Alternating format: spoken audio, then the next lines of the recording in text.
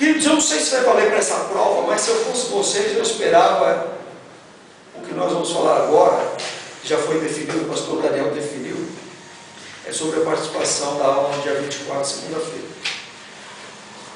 O que acontece? Essa prova aqui eu creio que vocês irão muito bem, né? Eu já dei a prova. Aleluia. Não fui eu que fiz, foi o pastor Daniel que fez, todas as provas são feitas por ele. Mas está tranquilinho para vocês, ok? O que acontece? Dia 24 de agosto vai ter aquele encontro teológico. Se vocês já tiveram lá na sede também, já viu, isso foi? Só que vai ser lá na Aliança de Deus, lá na igreja onde eu faço parte. Então o que acontece? É que lá tem um núcleo também, tá? Lá é o núcleo da Zona Norte. Tem dois núcleos na Zona Norte. Uma na Avenida Cerejeiras e outra na Vila Medeiros. E parece que vai bastante gente, viu? O pessoal dos núcleos vão participar. Mesmo porque, o que acontece? Esta aula, vai ser uma aula sobre escatologia, vai valer 3 pontos. E a prova vai valer 7 pontos. Então, o que acontece? Nesta aula lá que vocês vão participar, né, assistir ali do pastor Rodrigo Ursino, vocês vão ter que fazer o quê? Só um resumo. Ok? Este resumo aí, o que vocês entenderam da aula, da exposição, né? Então vocês vão fazer, vai valer 3 pontos. Ok? Já dá para começar a prova com 3 pontos. Eu estou achando melhor deixar para a próxima esses 3 pontos do que essa daqui. Ok? Porque essa daqui eu acho que vai ser muito fácil. A próxima eu acho que é Livros Proféticos 2. Ok? Eu acho que tem muita coisa, muita matéria para vocês. E eu acho que talvez esse trabalho vai ajudar um tanto. Ok? Então vai ser no dia 24 de agosto, às 8 horas. Alguém? Dia 24 de agosto agora, é uma segunda-feira, às 8 horas da noite. Quem não puder, precisa avisar com antecedência. Ok? Porque nós vamos fazer a chamada lá. Vai ser anotada a presença dos alunos. Não vai ser voltado só para os alunos, nós estamos convidando pastores, obreiros de outras denominações também. Ok? Mas é que tem um peso, isso daí é voltado para os alunos. Nós vamos abrir a participação de outros, né, pastores e obreiros também. Ok? Professor, e quem não pode, como que faz para reverter? Esse trabalho tem que ser feito não, no outro, ou é só nesse dia, quem faltar não vai ter essa oportunidade? Não, vai ter que justificar. Por escrito? Vai ter que justificar, aí nós vamos dar um outro trabalho, vamos ver lá como é que vai fazer. Só escrever só a mão mesmo? Exatamente, só dizer que não vai poder por conta disso. Ok? Porque vai ser cobrado isso aí, tá? Como parte do curso. Só tem nesse dia e nesse horário, não é? Vai ser só nesse horário. Ok? Então se programa. Quem não puder precisa avisar, precisa justificar a falta. Ok, queridos? Bom, vamos lá? Teologia Pastoral, lição 10. Deveres do obreiro para com a sua casa. Nós vimos que o pastor, né, o obreiro em si, ele precisa cuidar bem da sua casa. A palavra pede isso, né? É um dos requisitos para a condição do presbiterato, do diaconato, é que governe bem a sua casa. Porque se não governa bem a sua casa, como é que vai cuidar, né, das ovelhas de Jesus? Como é que vai cuidar do rebanho de Cristo na igreja? Né? Se ele não consegue governar nem sua casa, imagina os de fora. Então, se requer do obreiro e dos pastores, né, alguns deveres para com a sua própria casa. Primeira coisa, para quem seja bem sucedido nesta área, como cuidar bem da sua casa, né, o pastor, o obreiro, precisa conhecer quais são as prioridades da vida. E quais são as prioridades? Primeiramente Deus, segundo a família e terceiro a igreja. E tem alguns que colocam o quarto item aqui e que assume a terceira posição e desloca a igreja para a quarta. Trabalho. E ficaria, exatamente. E ficaria assim: primeiramente Deus, depois a família, depois o trabalho e depois a igreja. Porque você não pode sacrificar o seu trabalho, porque você sustenta a família e a sua vida em função da igreja, ok? Tem que saber administrar isso. Mas fala, pastor, mas como é que então, não está dizendo que tem que colocar Deus em primeiro lugar? E quando eu coloco Deus em primeiro lugar, não é colocar a igreja em primeiro lugar? Não. Como assim? Olha, queridos, como é que nós colocamos Deus em primeiro lugar na nossa vida? Honrando a Deus onde quer que estejamos, desempenhando a função que for.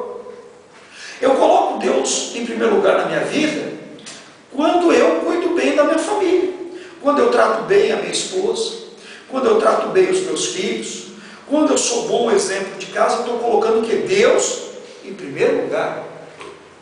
No meu trabalho, quando eu sou honesto, quando eu desempenho bem a minha função, quando eu não fico matando a hora do patrão que me paga para eu trabalhar, quando eu não fico provocando ali, jogando, né, os trabalhadores contra o patrão, contra o chefe, então eu estou o quê? Colocando Deus em primeiro lugar. Eu honro a Deus no meu trabalho, né? Porque eu não me deixo corromper no meu trabalho.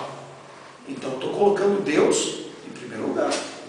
Quando eu estou jogando futebol, né, estou jogando, batendo uma bolinha com os amigos, qualquer coisa, qualquer esporte, eu coloco Deus em primeiro lugar.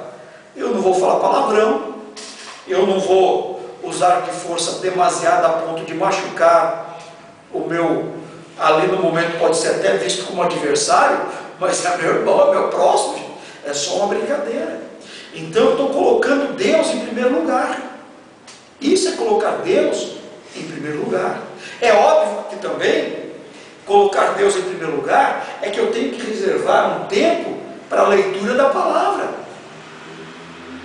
né? Todo dia eu tenho que reservar um tempo para a leitura da palavra. Isso é colocar Deus em primeiro lugar. Eu tenho que guardar um tempo todo dia para a oração, para falar com Deus. Isso é colocar Deus em primeiro lugar. Vocês perceberam que não entrou nada de igreja ainda? É claro que você tem que ter um tempo para a igreja. Você tem que ter esse convívio com a igreja, né? Você tem que estar debaixo de uma autoridade pastoral, você tem que receber os cuidados da igreja, né? Dos pastores, dos obreiros. É claro que você tem que receber os cuidados. Você precisa do convívio com a igreja, sim, né? Mas, primeiramente Deus, segundo lugar a família e depois a igreja, ok? A igreja, tem muita gente que fala assim, eu estou fazendo a obra, estou colocando Deus em primeiro lugar na minha vida, então está lá, aí ele está lá na igreja, está todos os dias de culto na igreja, todos os trabalhos da igreja, a pessoa está lá participando, o irmão, a irmã está participando, ele também faz visitas, né? Também vai para o círculo de oração, também vai para a reunião com as mulheres, vai para a reunião dos homens, vai para a reunião dos jovens, não sai da igreja. Enquanto isso, o que acontece? A família não tem tempo. Mas pastor, então eu não posso mais me envolver com os trabalhos da igreja? Não, não é que você não pode, pode e deve. Se você tem um chamado, tem que se envolver com isso, porque senão Deus vai te cobrar. O que não pode é tomar o lugar da família. Primeiro lugar a família, depois a igreja. É por isso que Paulo diz, olha, eu gostaria que todos fossem igual a mim, que não tivessem necessidade de casar, porque aí teria maior tempo para quem? Para Deus, para a obra, né? Ou seja, quando ele fala obra, seria para nós aqui a igreja. Ele teria maior tempo, quem não é casado. Mas Paulo diz claramente, porque quem é casado tem que cuidar do quê? Da esposa, né? Dos filhos, da esposa. pastor vai ser um bom pastor se ele não respeitar esta ordem de prioridade, né? Qual é o segundo tópico aí? Cuidar do cônjuge. Que adianta, né? Você imagina no caso do pastor. O pastor atende muito bem sua igreja, a necessidade do povo todo, mas descuida da esposa e perde o casamento.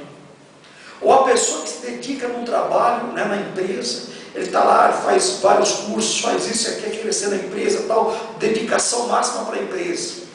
Aí ele perde a família.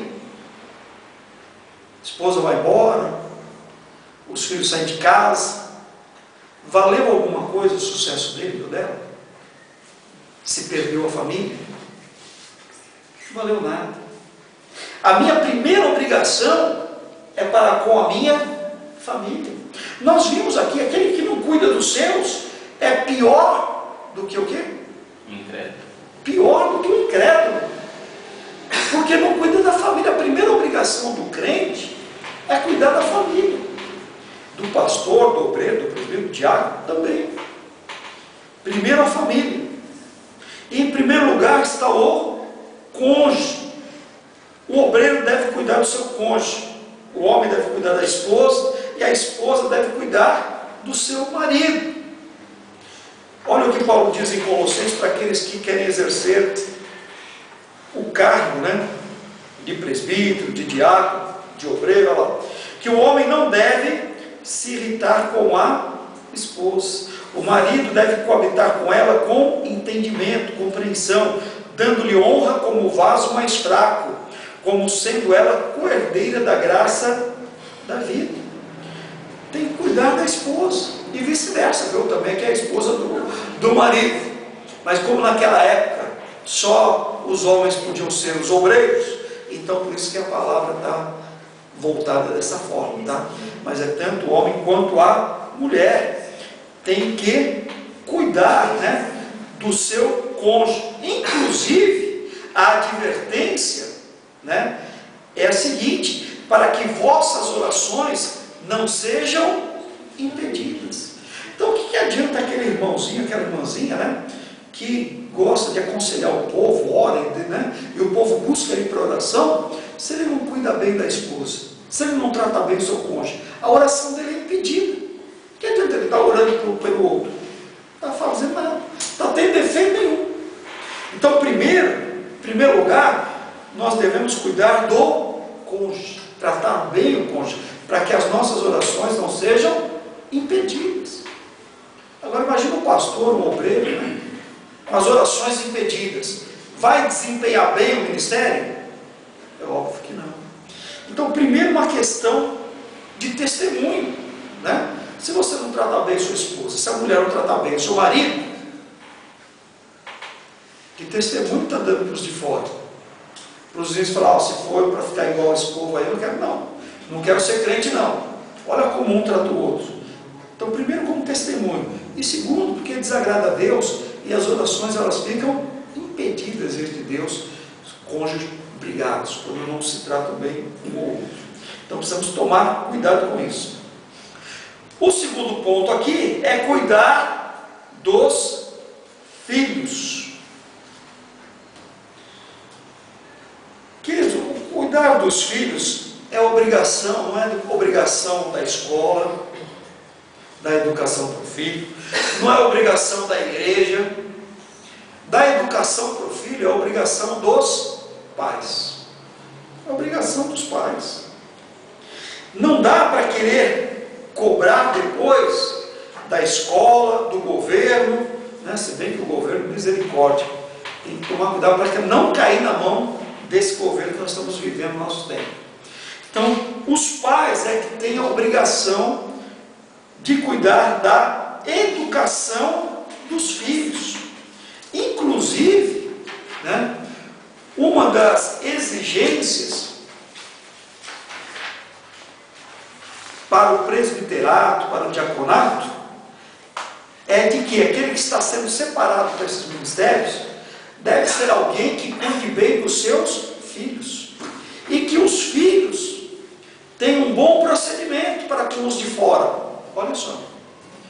Você já imaginou isso? Vai eleger alguém diácono na igreja, presbítero? Olha o filho. O filho é educado, está dando bom testemunho, ele pode ir para o cargo.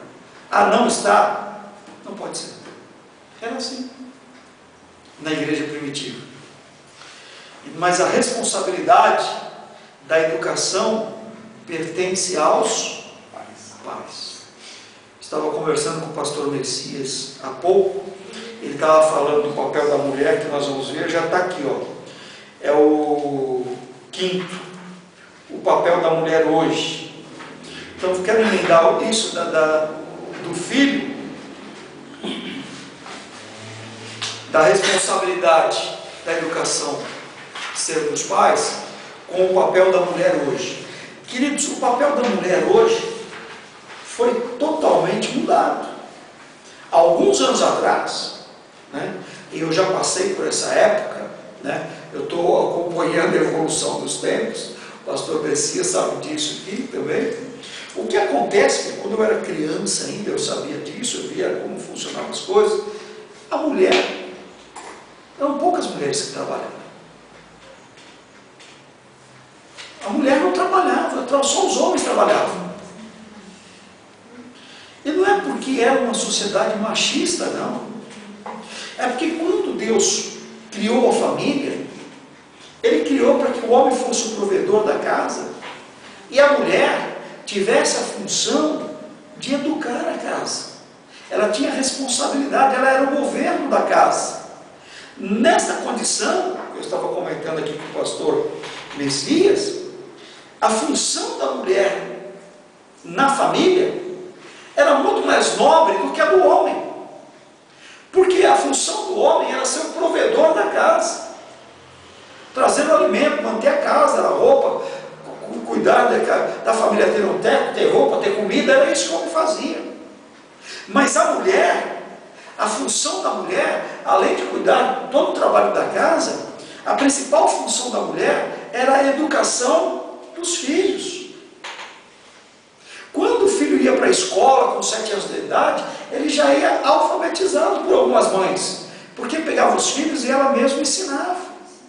A mãe estava sempre cuidando dos filhos, ela não trabalhava, ela ficava em casa, então sempre tinha os filhos à vista. Todas as mães eram assim. Então as crianças até brincavam uma com as outras, porque elas conheciam a família, sabiam que estavam juntos no quintal de uma, na casa da outra. Era um momento que eles podiam sair da vista da mãe, mas estava junto, outra mãe estava cuidando. Então, esse papel era desempenhado dentro da família. Agora, quando veio a Segunda Guerra Mundial, os homens foram para a guerra, faltou mão de obra no mercado. Alguns homens foram feridos de guerra, não tinham mais condições de trabalhar. Então a mulher ocupou o papel nesse momento. E como havia uma necessidade muito grande, por causa da guerra, não tinha alimentos, não se fabricava coisas na mesma quantidade que antigamente, os outros países também deixavam de comprar, a economia estava muito fraca, então a mulher, ela se ingressou no mercado de trabalho com uma mão de obra muito barata.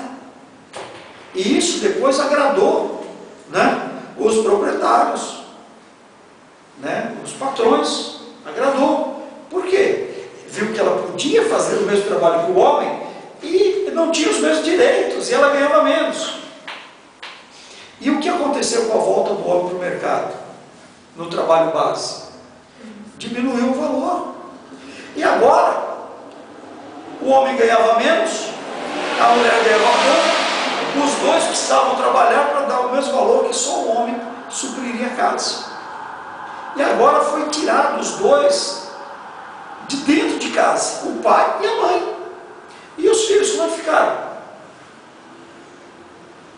Com os tios, com os irmãos mais velhos, na rua, sem ninguém. E olha o que acontece hoje. Olha o que está acontecendo hoje. Não é uma questão de machismo, não. Deus planejou a coisa de uma forma ordeira, organizada, para dar certo. Agora tiraram os filhos dos pais. E nós entregamos hoje a educação dos nossos filhos para quem? Não está mais com os pais. está com a escolinha, não é assim? Né? Desde pequenininho já leva o bebezinho lá para o berçário, depois como é que chama outra escolinha lá? Maternal, pré, não está mais na mão dos pais. E aí as mulheres falam, não, agora nós ganhamos, nós estamos igual ao homem. Está nada, está pior. Está pior. Né? E ainda, para quem servia isso, para quem serviu, começou uma liberação para as mulheres, e aí as mulheres queriam ser iguais aos homens, mas não só no campo profissional, tem a mesma liberdade que o homem, antigamente, que não cristão, tinha. Porque qual era a obrigação do homem? Nós temos aqui no item 4. O homem era o quê? O provedor do lar. Né? E o termo provedor aqui era só realmente para quê? Para trazer, né, o dinheiro para casa, para sustentar monetariamente a família. Então ele fazia essa obrigação e achava que podia fazer qualquer coisa. A mulher tinha que ficar dentro do lar cuidando da criança, e ele ficava ali, trazia o dinheiro para casa, então saía para fala, o não cristão. Tinha outras mulheres, e aí foi vindo um papel de que a mulher precisava trabalhar, precisava ser igual ao homem, se emancipar. Aí foram passando, né, essa condição para a mulher. Se o homem pode, por que a mulher também não pode? E aí o que acontece? Foi criando a sociedade que nós temos hoje, sem nenhuma regra, tudo pode. Então o que acontece é que isso que está no papel aqui, fala assim, hoje é um absurdo. Hoje o homem não consegue mais sustentar a casa por causa do salário dele. A mulher tem que trabalhar mesmo. Mas não quer dizer que esses papéis aqui foram removidos. Entenda isso. O homem precisa ser o provedor do lar, não é só na questão monetária, não, mas na espiritual também. Ele tem que ser o suporte do lar, ele tem que dar exemplo, ele tem que cobrar a autoridade dele, ele tem que ser o sacerdote do lar. Está entendendo o papel do homem? Ok? A mulher tem que voltar a entender o papel dela também. A mulher que é submissa ao homem, do mesmo jeito que o homem é submisso às autoridades que estão acima dele. Por exemplo, no seu trabalho, o homem não é submisso à sua chefia? Não tem que dar satisfação para o chefe? Ele é submisso à sua chefia imediata, né? Tem que prestar conta. Na igreja, não são submissos ao pastor, hoje tem a figura do pastor, né? Como aquele que está à frente da igreja. Todos não têm que dar satisfação ao pastor? Não estão debaixo da autoridade? Tem que ser, né? Então, nesta condição, a mulher está igual, assim como o homem. A mulher também no trabalho deve submissão à sua chefe imediata, seu chefe de trabalho, também na igreja, as autoridades que estão acima. O que acontece é que a mulher, né, com relação ao homem, a submissão ao homem é para com o seu marido, não é? Por exemplo, a Silvia é submissa a quem? Tem que ser submissa a quem? Olha aí, depois a gente conversa. Tem que ser submissa ao Vini, não é? Ela não deve submissão a mim, ou ao pastor Messias, não como pastor, mas como homem, como Elisete, não, é para o Vini, né? A Carmen deve submissão ao Vini? Não, ao Doni, não é assim? É assim que é na constituição da família, gente. Não é que a mulher é submissa ao homem em qualquer lugar, não é assim, né? Mas porque nós já aprendemos, a mulher tem condições de ocupar um papel de liderança, pode ser no trabalho lá fora, pode ser dentro da igreja, nós sabemos disso, né? Mas no lar, a mulher pode ser, sabe, a pastora da igreja, a bispa, a apóstola, sei lá mais o que. Mas quando chegou em casa, sabe quem manda em casa? É o marido. Ela não pode querer se subjugar, senão vai dar coisa errada. A mulher tem que voltar ao papel de entender, opa, a educação dos filhos é responsabilidade minha. O meu marido pode até me ajudar, eu preciso da ajuda dele, mas é responsabilidade minha, eu vou assumir aqui. vou precisar do seu apoio, avisa o marido, mas quem toma conta é a mulher, querido.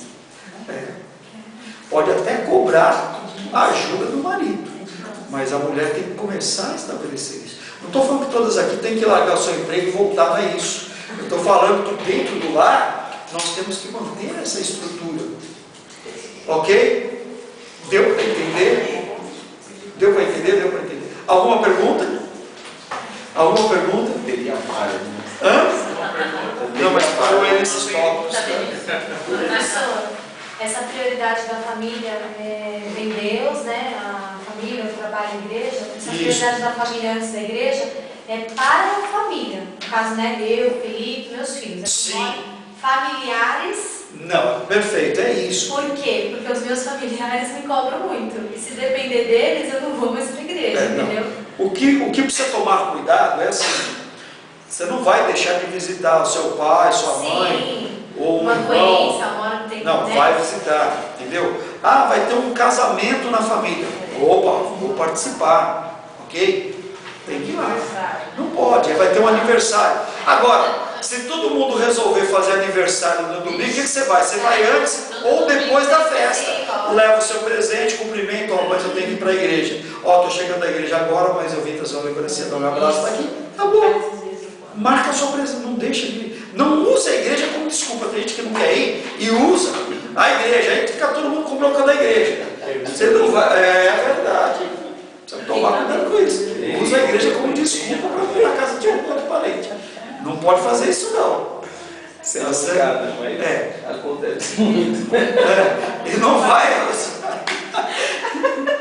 E também não vai usar, né? Ah, quero participar de tudo quanto é aniversário, só quero domingo, vou deixar a igreja para ir nos aniversários. Não, tem prioridade também. Eu vou lá me alimentar, eu tenho que ter comunhão com a igreja, com meus irmãos. Não é assim. Nós precisamos aprender a dosar a coisa. O que nós não podemos é abandonar o nosso lar e nos envolver com todo o trabalho na igreja, que isso é ativismo. E ativismo, Deus não está nessa coisa. Porque tem gente que arruma tanta atividade que ela quer se livrar do convívio com o marido, ou com os filhos, com o problema de casa, e fica arrumando trabalho fora, para ficar menos em casa, para conviver com os problemas. Então fica arrumando essa desculpa. Mas Deus sabe disso, isso daí não vai funcionar. Você não vai consertar. Se está com problema, fica lá e resolve o problema. Não vai se acertar. Nós já vimos aqui, se tem uma indisposição do marido com a mulher, as orações estão o quê? Interrompidas. Deus fala, vai acertar primeiro isso, depois você volta a falar comigo, meu filho. Ou filha, vai acertar com o seu marido, depois você volta a falar comigo. Deu para entender? Tem gente que passa a vida inteira com as orações impedidas? Tem gente que, né? Por isso que eu falo, cuidado, né? Cuidado, ministério é coisa séria, gente. Não é para qualquer um, existem algumas exigências. Tudo que nós falamos aqui é requisito que você tem que ver na vida do crente geral. Todo crente tem que fazer isso. Independente de ter cargo na igreja, ser obreiro ou não, pastor ou não, todo crente tem obrigação de guardar essas coisas. Só que tem um detalhe: o líder da igreja, ele tem que ser o quê? Exemplo. O líder é exemplo. Quando ele deixar de ser exemplo, ele tem que deixar de ser líder. Ele pode estar lá no meio dos outros, mas ele não é mais exemplo. Entendeu? Deu para entender? Então é assim que tem que funcionar. Vamos lá, querido. Unção do ministério. A unção do ministério.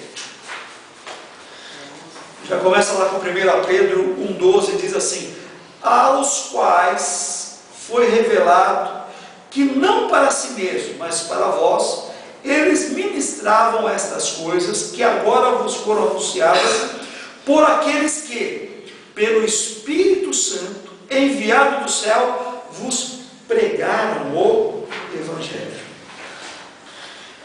Que nós só estamos capacitados a fazer qualquer serviço para Deus, qualquer serviço na obra de Deus, se formos capacitados pelo Espírito Santo. Chama unção. Sabe como é que Jesus inicia seu ministério terreno? Primeira vez que ele entra numa sinagoga, dão lá o rolo para ele, não era capítulo nem livro, abriu o rolo no profeta Isaías, caiu no que nós temos hoje como capítulo 61. O Espírito do Senhor está sobre mim, pelo que me ungiu para curar os enfermos, restaurar vista aos cegos, pregar o evangelho aos pobres, tal. Aí ele fecha o rolo, todo mundo ficou olhando para ele. Ele diz: hoje se cumpriu esta escritura diante de vós. Cristo está dizendo: olha, eu fui ungido pelo Espírito Santo para fazer a obra que eu tenho que fazer nesta terra. E depois a palavra diz que Jesus, na unção do Espírito Santo, andou por esta terra fazendo bem, curando os enfermos, limpando os leprosos, né? Sob a unção do Espírito Santo. Jesus diz que quem o capacitou para o ministério, para toda a obra que ele fez, foi quem? Foi o Espírito Santo que o ungiu. Ele tinha uma unção diretamente do Espírito Santo. Pastor, mas quer dizer então que foi o Espírito Santo? Foi assim que ele foi ungido? Ele não precisou ajoelhar no chão e não vieram com 4 litros, quantos litros de óleo lá? E jogaram sobre a cabeça. Vocês viram essa aí postada já? Não? Gente do céu. Me mandaram lá. O pastor recebeu uma unção aí diferente. É uma unção ex nihilo. Ex nihilo. X tracinho nihilo. Ele fala ex nihilo. Então ele recebeu uma unção ex nihilo. Então eles se ajoelham, vem os obreiros, pastores, cada um com um jarro assim, desse tamanho, 4 ou 5, assim, é uns 2 litros de azeite em cada um, e joga nele assim, interno, tudo cai lá. Imagina como é que ficou o chão na carpete lá do público, tudo. E foi jogando, tudo jogaram, ficou besuntado. Foram 8 litros de azeite sobre a cabeça dele, para receber esta unção. Hoje em dia, né, quando alguém vai ser ungido no ministério, nas igrejas pentecostais se usa ainda a unção com óleo. Ok? Tudo bem, nada contra, quer fazer, pode fazer, mas não era assim na igreja primitiva. Os cargos na igreja primitiva, a consagração, eram feitas por imposição de mãos, não mais com a unção pelo óleo. A unção com óleo era lá do Velho Testamento, e só se ungia 3 categorias, né? 3 funções. Quais eram? Do Velho Testamento, quando é que jogava lá o óleo sobre a cabeça, e esse estava ungido para esta determinada função. Eram 3 funções. Profeta e sacerdote. Vamos lá, um ajudando o outro, vocês estão todos certos. Rei, sacerdote e profeta. Ok? Rei, sacerdote e profeta. O profeta, sacerdote e rei. Esses 3 é que recebiam a unção com óleo para serem empossados e reconhecidos pelo povo de Israel como profeta, como sacerdote e como rei. A pessoa poderia dizer: ele é o rei, tá, mas já recebeu a unção do profeta? O profeta já derramou óleo sobre a cabeça dele? Então ele ainda não era. Não tinha ainda sido revestido a unção. Unção significa revestimento de poder, de autoridade. Então no Velho Testamento havia essa unção com óleo, porque o óleo simbolizava o que, gente? O óleo é uma figura do Espírito Santo. Então quando eles jogavam óleo, aquela unção, aquele óleo sobre a cabeça, representava a unção do Espírito. O Espírito estava capacitando aquela pessoa como rei, como profeta e como sacerdote. O óleo ali estava representando o quê? O Espírito Santo. Agora no Novo Testamento, precisa da representação? Não, o Espírito Santo já foi derramado sobre todos. E para com Jesus, foi derramado o Espírito Santo, né? Foi capacitado para o Espírito Santo para o ministério dele. Mas Jesus sendo Deus precisava porque ele sendo Deus, ele esvaziou-se de si mesmo. Ele era 100% Deus, mas também era 100% homem. Ele nasceu de uma mulher, né? Por obra do Espírito Santo ele foi gerado, mas ele nasceu de uma mulher. Ele era 100% homem, 100% Deus. E ele, se esvaziando de si mesmo, ele se submeteu ao Pai. Tanto ele precisou ser batizado lá pelo João Batista para cumprir as Escrituras, como ele também precisou ser o quê? Ungido pelo Espírito Santo para operar tudo aquilo que ele operou nesta terra. Amém? Então, se Jesus precisou da unção do Espírito Santo, quem dirá nós? Não dá para exercer nenhum ministério sem a unção do Espírito Santo. Desejo de Jesus para os seus discípulos. Olha só. Qual era o desejo de Jesus para com os seus discípulos? Ora, ele chama seus discípulos e diz: olha, agora eu vou para o Pai, ele revela, mas eu não vos deixarei sozinho. É preciso que eu vá, porque se eu não for, o Pai não pode enviar outro Consolador. Mas quando eu for, ele enviará o Consolador e ele estará para sempre convosco. E depois que ele é crucificado e morto, depois que ele ressuscita, ele aparece novamente para os discípulos. Ele passa aqui pela terra 40 dias, e antes de ser elevado ao céu definitivamente, né, no corpo glorificado, o que acontece? Ele chama os discípulos e diz: ide por todo mundo, pregai o Evangelho a toda a criatura, quem crer e for batizado será salvo, e aqueles que crerem, né, esses sinais hão de seguir, acompanhar, você vai pregando, esses sinais vão te acompanhar. Agora, aguarde em Jerusalém, até que do céu sejais revestidos de poder, e descerá sobre vós o Espírito Santo, e sereis testemunhas. E eles ficaram ali, aguardando, e quando estavam ali 120 pessoas aguardando, de portas fechadas, numa grande sala, denominada cenáculo, essa profecia de Jesus se cumpriu, tão perto de quando Jesus falou, e veio, né, ainda que as portas fechadas, as janelas, veio ali sobre aquela casa, um som como de um vento impetuoso, e viram sobre cada um línguas como de fogo, e cada um passaram a falar em novas línguas, segundo o Espírito lhes concedia. E aqueles que estavam trancados, com medo de serem presos, de repente, depois que desce sobre eles o Espírito Santo, eles são cheios do Espírito Santo, falando em outras línguas, profetizando. Ele abre aquelas portas e sai pelas ruas, falando em novas línguas, profetizando, e o povo se escandaliza, se admira deles. É o que está acontecendo. Ora, o que está acontecendo aqui é o que estava profetizando lá no profeta, que o profeta Joel já diz lá. Está lá nos profetas, né? Do Espírito Santo descer sobre toda a carne. É isso que está acontecendo, o cumprimento da profecia de Joel. Então o Espírito Santo desce sobre eles, e olha o que Jesus diz: aguarde para que sejais revestidos de poder. De que forma? Quando descer sobre vós o Espírito Santo.